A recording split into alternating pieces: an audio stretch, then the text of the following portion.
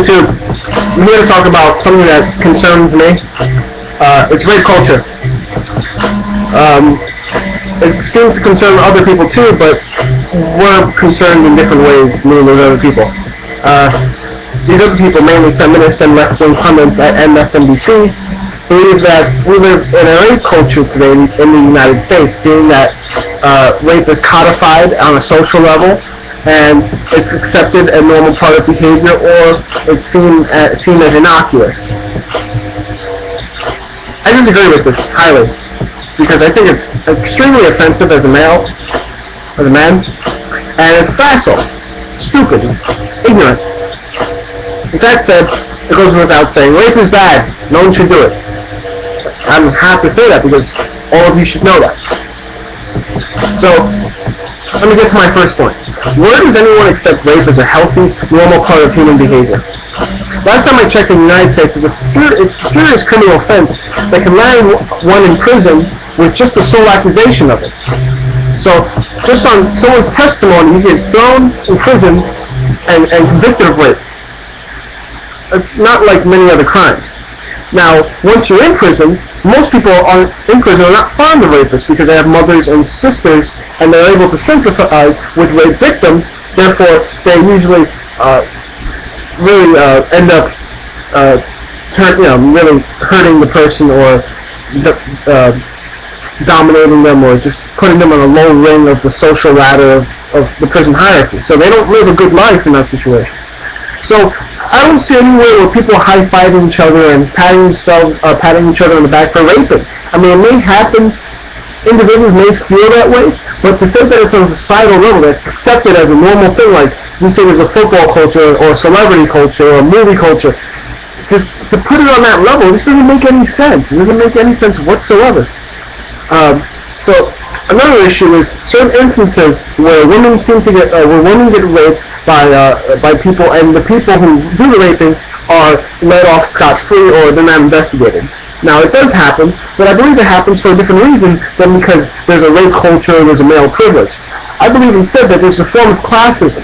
And here's one example. It's the Steubenville, Ohio case where this woman, this high school girl was raped at a party by several jocks, people of the athletic team there at the school, and the community as a whole did not investigate.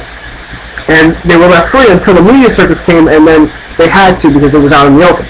Now, the media, some people in the media, especially feminists, tried to push this as saying, hey, the town as a whole has codified rape, there's a rape culture in the town, so therefore they said this rape issue is not that big. Instead, I think it's because it's a class issue, that these perpetrators are part of a certain class of people, jocks, and that the people imposing the punishments on them will have a vested interest in seeing them play their game that they know if they would punish them, they wouldn't be able to do. You know, they'll say, you know, I want to punish you, but you know, at the same time I want you to go to state. You know, you have a great arm, right? So because of that, we can see that it's a class issue here, not a male issue or a rape culture in general, because we can see the same thing happening in other situations outside of rape where, you know, they have low grades but they still pass, or they have problems with other people and going into fights, or a discipline problem, but they still get let off scot-free or a slap on the wrist because they're football players and they're important to the team. So that's really important to say there. Now, another issue that's related to this, to let this sink in a little more, is the Jerry Sandusky issue, where this guy was out in a Pennsylvania Ivy League school raping and torturing children while others knew around him for about 10 years. Now, no one has said that this is because there's a culture of raping children and that's why they let it happen, but rather they said obviously because he has a position of power. Now, knowing that, why can't we see that in the other instances, such as Steubenville, Ohio? Why are we jumping straight to the conclusion that it must be because the culture on a societal level has codified rape? It doesn't make any sense.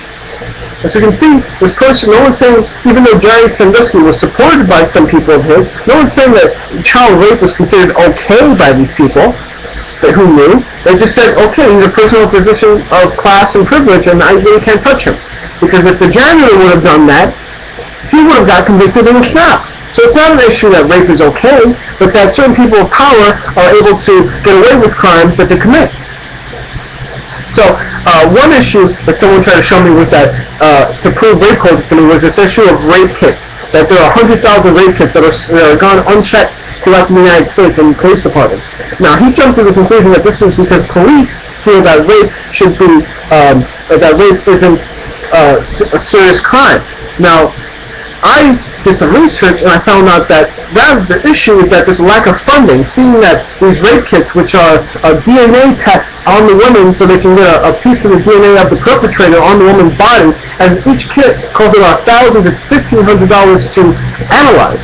Therefore, there's a money issue at hand because all this money is being funneled to the war on drugs and the war on terror, and there's no money left for other crimes such as rape and possibly murder or robbery. And what I found was Obama pushed an act to help fund these rape kits, showing that in a rape culture, supposedly, people are trying to help rape victims. So it doesn't make much sense, really, in that situation. Now, this idea that all women live in fear, this yes all women hashtag, is highly offensive to men. Now, first, on a logical level, it's stupid because why aren't women more afraid of things that are more likely to happen, like being robbed or mugged or having a purse snatched? Why do they jump directly to the possibility of being raped when there are all these other things that are much more possible or much more probable to happen? And on another level, it's offensive because what if we switch that around and change the terms from gender into race? Saying that because maybe, let's say, not saying this is true, for example, fake scenario here, if many black people are known for assaulting white people, but not all black people assault white people, but all people who assault white people are black, then they're going to be like, well, as a white person, I must be afraid of every black person I see, because even though not every black person is a potential assaulter, I have to be afraid of every black person that I see. Right? And that doesn't make any sense. That's clearly racist. It's horrible. No one's going to argue that. But they're going to argue it when it's gender? Please, what is this? This is so Orwellian. Why is this happening? Now, recently, Miss USA, this beautiful 24-year-old woman that I wish would be my girlfriend, I'm just kidding. Oh, my girlfriend. I'm kidding. Oh, she is wonderful. And she was saying that, she should have won. Okay, no. She was wonderful enough to say that women should be able to protect themselves when asked one of these pageant questions. And now she's been getting a lot of backlash because she's been saying that she's victim blaming.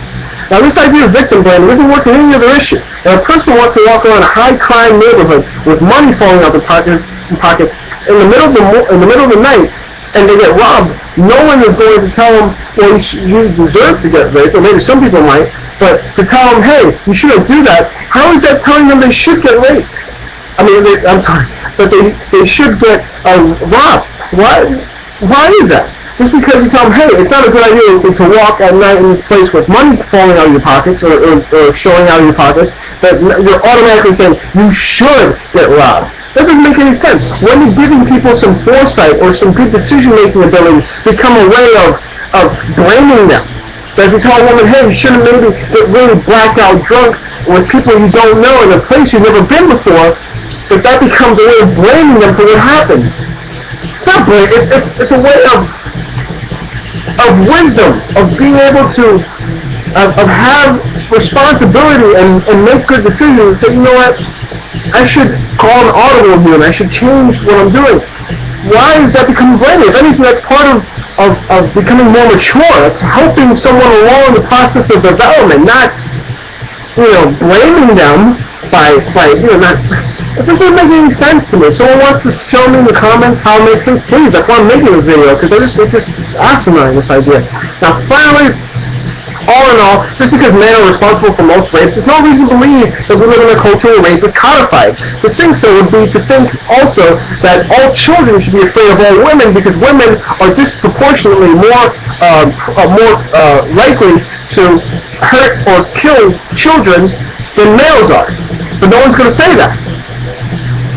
So you see, this is so Orwellian that this situation of rape culture, if we extract this essence and we apply it to other situations outside of gender, such as race or other crimes outside of rape, like hurting children, which is a rape, but outside of that, rape, outside of that domestic issue, or it's still a domestic issue, but you see what I'm saying.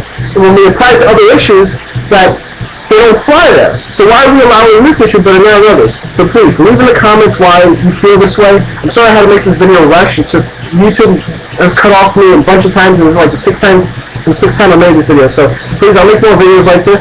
Please leave comments below. Thank you for listening, and yeah, I'll be back.